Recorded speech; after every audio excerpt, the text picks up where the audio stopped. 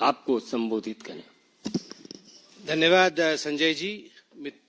Media के सभी मित्रों का बहुत बहुत अभिनंदन है, स्वागत है। और मुझे क्षमा करिएगा, आज का जो प्रेस कॉन्फ्रेंस है जरा लंबा होने वाला है, क्योंकि जिस प्रकार के कंटेंट के साथ हम आए हैं, यह कोई छोटा विषय नहीं है।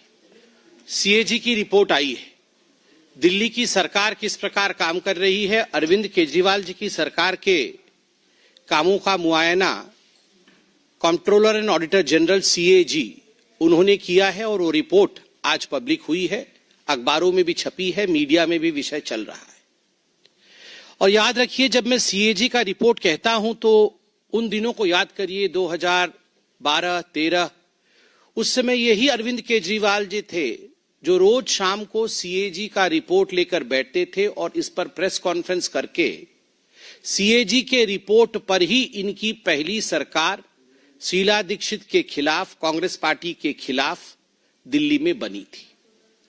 तो स्वाभाविक रूप से सीएजी कितना महत्वपूर्ण है और उसके रिपोर्ट का क्या महत्व है, वो अरविंद केजरीवाल जी समझते होंगे, ऐसा मेरा मानना है।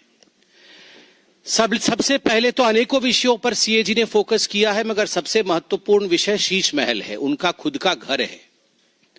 जो लोग कहते थे कुछ नहीं लेंगे, सरकारी बंगला नहीं लेंगे, घर नहीं लेंगे, गाड़ी नहीं लेंगे, किस प्रकार से दोनों हाथों से उन्होंने बटोरा है, किस प्रकार से करप्शन किया है, उसका काला चिट्ठा सीएजी के रिपोर्ट में आता है।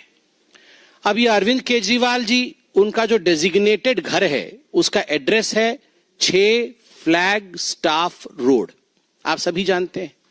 अब ये फ्लैग स्टाफ रोड कोई आज का मकान नहीं है, जैसे यहां एमपीज के मकान होते हैं, सारे एमपी मिनिस्टर इत्यादि रहते हैं, ये पुराने जमाने के मकान हैं। कभी कभी इनमें रिनोवेशन होता है, रिनोवेशन होने के बाद ये रहने लायक बनते हैं, एक स्वाभाविक प्रक्रिया होती है। मगर आपको जान के आश्चर्य होगा कि सीएजी की रिपोर्ट कहती है कि 17 मार्च 2020, 17 मार्च 2020 को दिल्ली की पीडब्ल्यूडी डिपार्टमेंट ने एक प्रपोजल दिया कि इस 6 फ्लैग स्टाफ रोड को, केजरीवाल जी के मकान को रीमॉडलिंग करना होगा। और ये रीमॉडलिंग कोई छोटा मोटा काम नहीं होगा, ये पूरा डेमोलिश करके, एक सिंगल स्टोरी बिल्डिंग थी ये, उसको पूरा डेमोलिश करना होगा और उसके ऊपर एक एडिशनल स्टोरी बिल्डिंग बना करके एक और मंजिल ऐड करना होगा और बड़े रूप से इस मकान को बनाना होगा।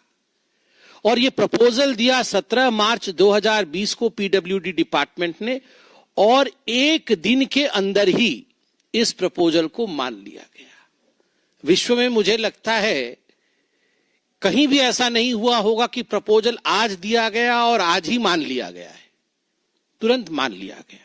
अब मान लिया गया तो क्या हुआ, तो एस्टिमेशन होती है, कोई बिल्डिंग बनेगा, उसको तोड़ा जाएगा, नई बिल्डिंग बनेगी, तो एक एस्टिमेटेड कॉस्ट निकालना पड़ता है कि इतना खर्चा होगा। तो एक एस्टिमेशन उसका निकाला गया कि कितना एस्टिमेटेड कॉस्ट है। तो आपको बता दूं, एस्टिमेटेड कॉस्ट है 7 करोड़ 61 लाख रुपए, 7 करोड़ 61 लाख रुपए का एस्टिमेशन बना कि इतने में अरविंद केजरीवाल जी की हवेली बन जाएगी। मगर बाद में टेंडर प्रोसेस होता है, एक तो एस्टिमेटेड कॉस्ट होता है, उसके बाद सरकार टेंडर निकालती है। तो टेंडर निकाला गया तो टेंडर का कॉस्ट 8 करोड़ 62 लाख रुपए का निकला। मतलब एस्टिमेटेड कॉस्ट 7 करोड़ का हुआ और जब टेंडर निकला तो वो 8 करोड़ 62 लाख का निकाला गया। उसी में ही पहले में ही घोटाला हो गया। एस्टिमेशन आपने किया और टेंडर निकाला 8 करोड़ 62 लाख रुपए का, मतलब 13.21% टेंडर कॉस्ट आपने ऊपर रखा, जो एस्टीमेट आपने खुद किया था। अब उसके बाद अप्रैल 2022 में यह काम कंप्लीट हुआ।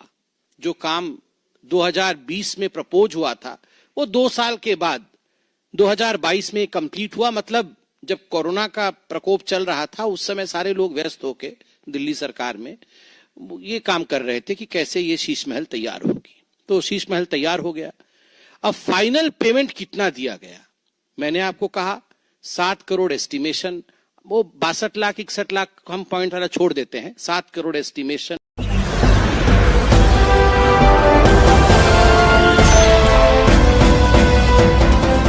आप देख रहे हैं लाइव न्यूज 9 99 राष्ट्र सबसे पहले।